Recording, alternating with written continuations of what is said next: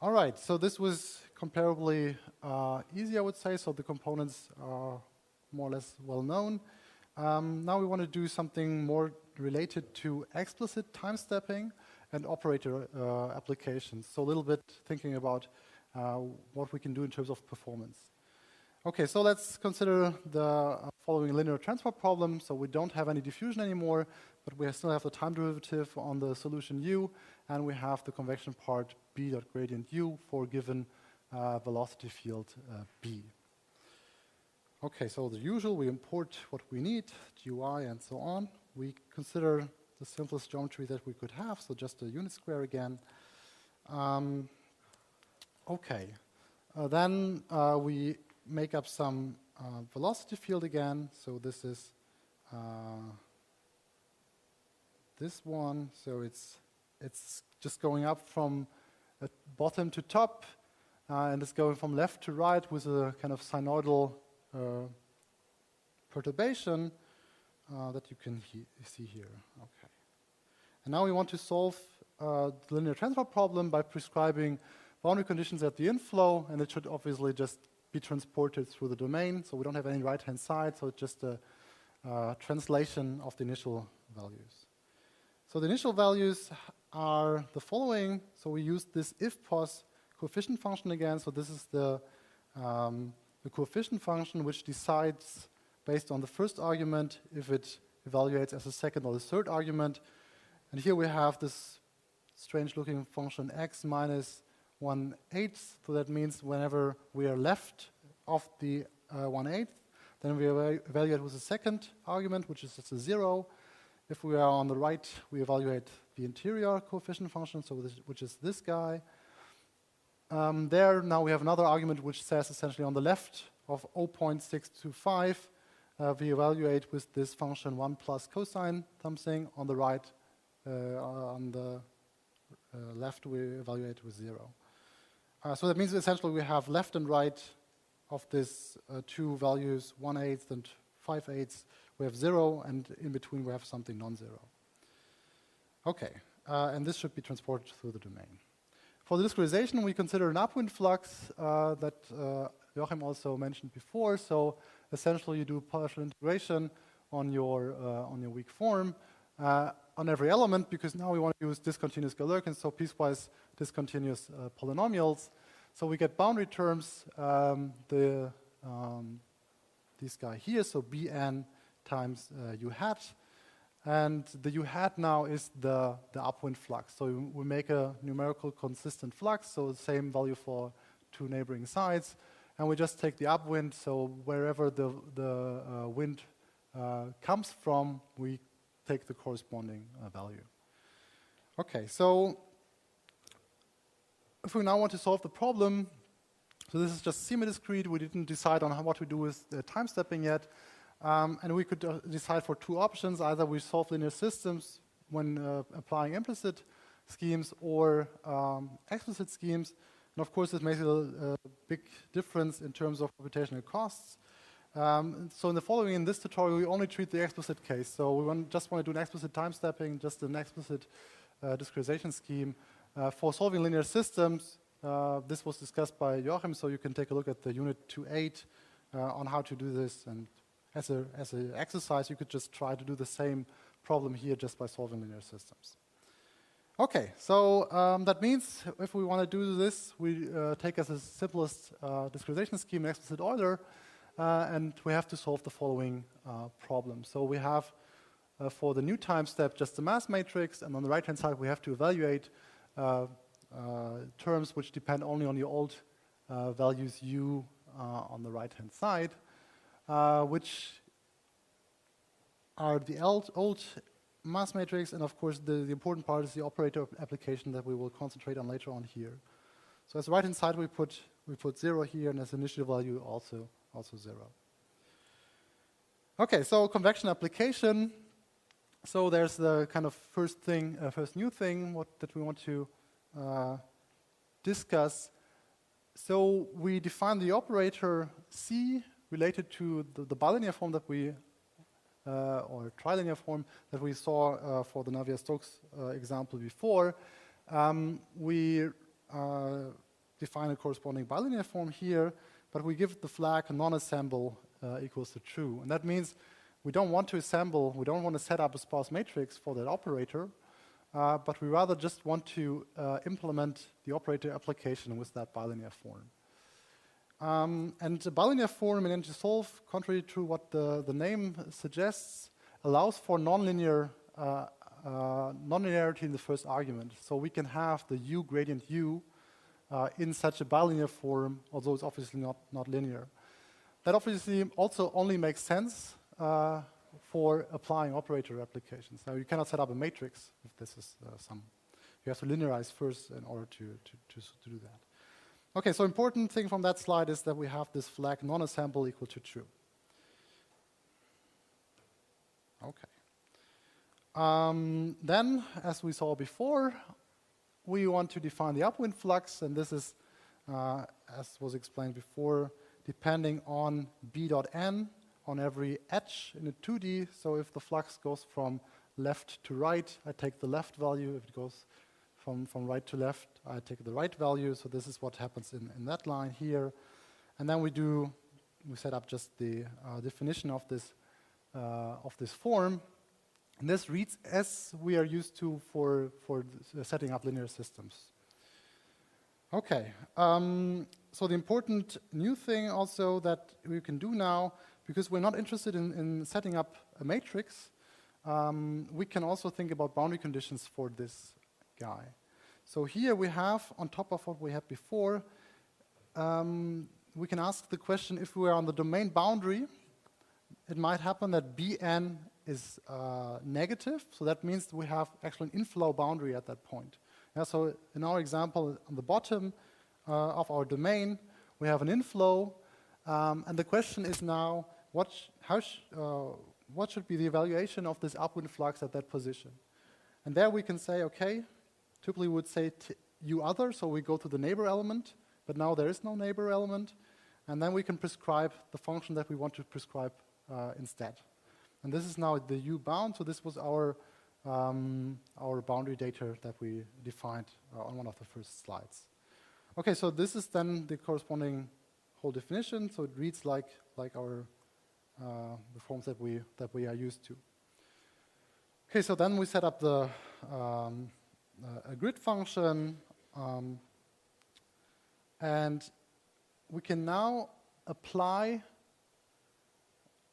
to a vector from the corresponding space. We can apply this C is the bilinear form that we defined for c.mat, and c.mat times the vector is now not a sparse matrix vector multiplication, but instead it's just the operator application that is defined through this bilinear form. So we can do this, it doesn't do anything special. So, which would not work is if we just do this without having this non-assemble flag. So if you just define a bilinear form, then it would ask for this matrix to be assembled. So it's expecting a sparse matrix. There is no sparse matrix. So if you say, okay, I don't want to have a sparse matrix, I just want to have the application, then you need this non-assemble flag. Okay.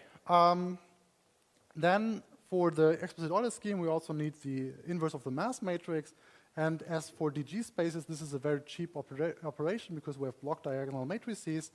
There are special operations in NGSolve. So if you have a DG space, you can have the mass matrix operation and the inverse mass operation, as we saw before, just by calling those guys here. And again, the inf m is not a sparse matrix. It's just a base matrix which implements this operation of the matrix vector multiplication. Okay. So now to the time loop. So the time loop looks very simple now. We apply the convection operator. So this is CMAT times the old value here. Then we apply the inverse of the mass matrix. So this is essentially in one line here. And then we just add this to our, we add the update to our solution. And the sign is just because the CMAT is now on the right-hand side has a different sign than the definition. Okay, so let's take a look at this. Let's perhaps turn off the surface vectors. So this is now what happens. Yeah, so we have this funny velocity field which transports the boundary values through that domain. Okay, let's also keep in mind how long this took. So this took 5 seconds approximately by doing this simple loop. So we can improve the situation a little bit by realizing that before in the DG formulation, we formulated everything with respect to element boundary terms. So here the integrals that involve the numerical fluxes, they are on the boundary of each element. So that means in principle that every term that we compute here has to be computed more or less twice, from the one side once and from the other side a second time. So you could think that doing a skeleton integration, so an integration which is based on the facets rather than the elements for those terms, could be a little bit faster. And this is kind of the corresponding formulation here. So it's the same, it's an identical discretization, just rewriting the element boundary terms in terms of facet integrals. Okay, so then we can just use the corresponding differential forms. So we have the facets that are interior. This is this guy here. We have the skeleton integrals which are on the boundary. These are these. You could also define this on parts of the boundary domain, so like inflow or outflow that are defined here as well.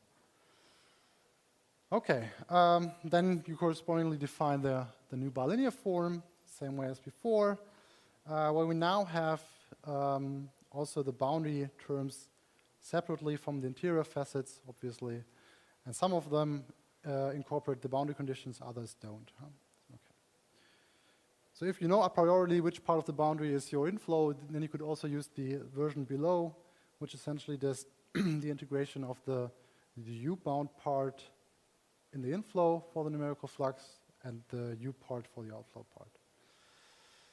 Okay. All right, so let's take a look at what comes out here if we apply this now. No. Our solution seems to be the same. It's a little bit faster, so 4 seconds. Perhaps on your laptop, the difference is larger.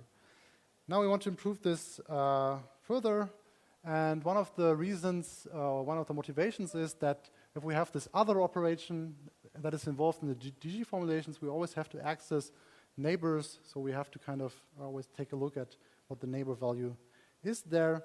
And one way to circumvent this is to first compute the trace of the piecewise polynomials that we have in our solution on the skeleton, and then work with that guy later on. Okay, so the idea is now that we have a finite element space on the skeleton, so that we already saw that. So this is the facet finite element space, and this should be, or this is now compatible to our volume finite element space, so it has the same order, and this is what we set up here. So we define the facet finite element space, which should represent the traces, and the VT is corresponding to the element values, so the discontinuous Galerkin space. And now the L2 space provides this operator, trace operator, which maps these from the volume finite element to the trace finite element. Okay, so let's have a look. So this seems to be consistent. So the volume finite element space has 2,160 degrees of freedom. The trace space only 1,160, and the operator corresponds to a matrix which is correspondingly, so trace dimension times volume dimension. Okay, and you can apply this like this. Yeah, again, this is a base matrix that you can just simply apply. Okay, now the question is, what is actually the result of this operation? So if I have a function defined on my grid, and I apply this trace operation, obviously I have on every edge in 2D in the mesh, I have a now double-valued function because I have a trace from the left and from the right.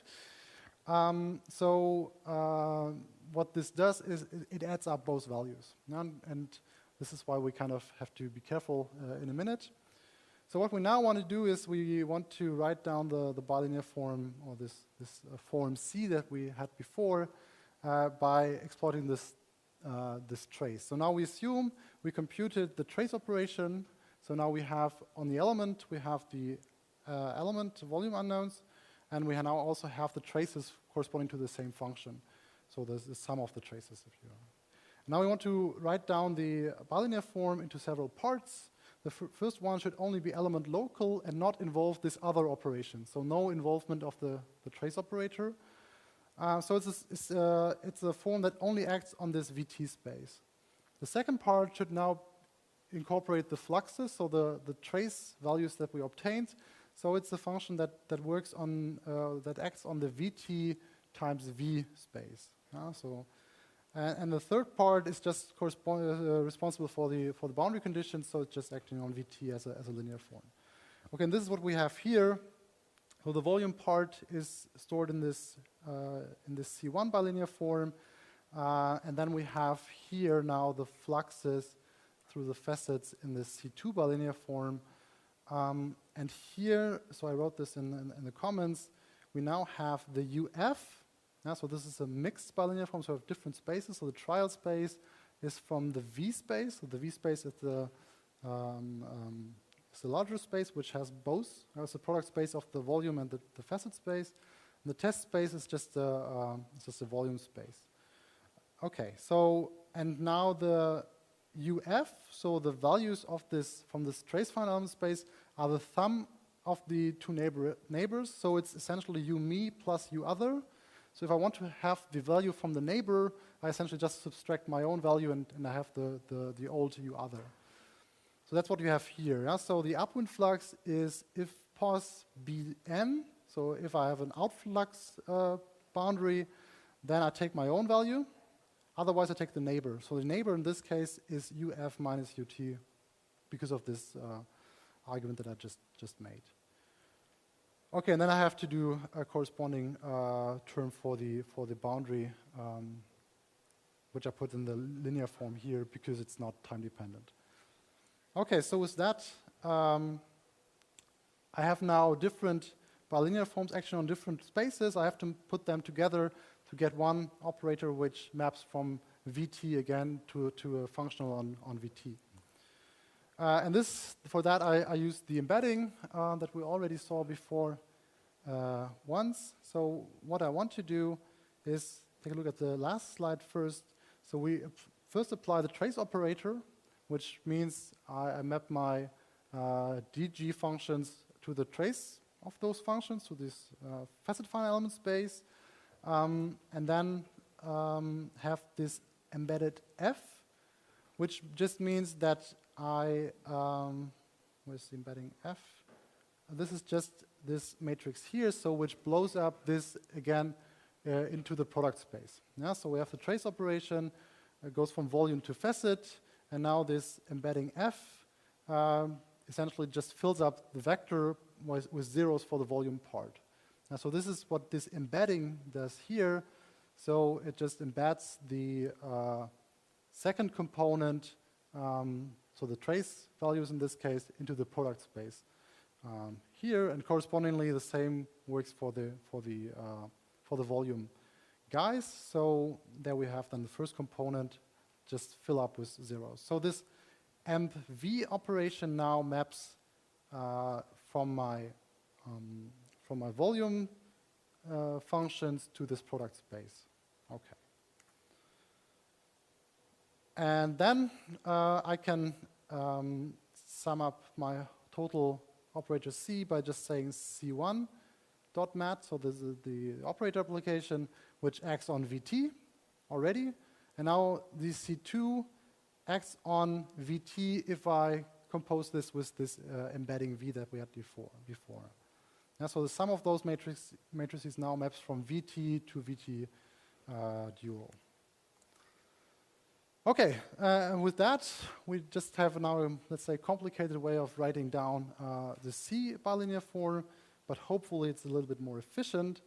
So what we now have is we pre-compute the terms corresponding to the boundary. So this is this R part, and then the remainder is in this one-liner here. Yeah? So we have the application of the C operator, of the M inverse operator in this one loop.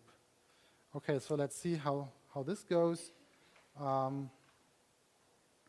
Okay, so 4.8 seconds, not that much faster yet. So what can we do to improve this?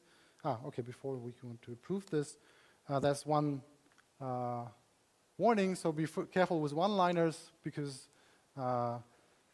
here you have on the left and on the right-hand side, you have the same vector that you manipulate, and if you do this in the wrong order, then you get something wrong. This is also the case here, although at first glance you might not notice this, but if you take a careful look at the boundary values, you will see that these are not so right. So you have a steep gradient here, which should not be there. You can check this in detail yourself.